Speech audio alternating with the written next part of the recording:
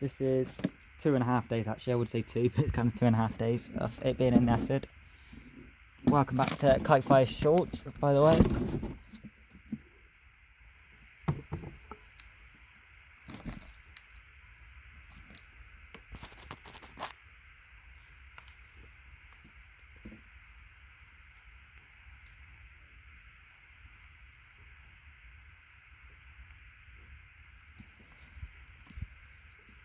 You can see gold plating is definitely coming off.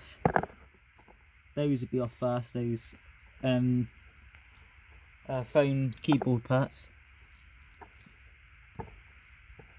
You can see they're going bumpy, so I could probably wipe them off now if I wanted to. And you can also see where that big board is with all the connectors, you can actually see it looks quite flat, so it looks like they're breaking off. Thanks for watching, don't forget to like and subscribe and come back tomorrow.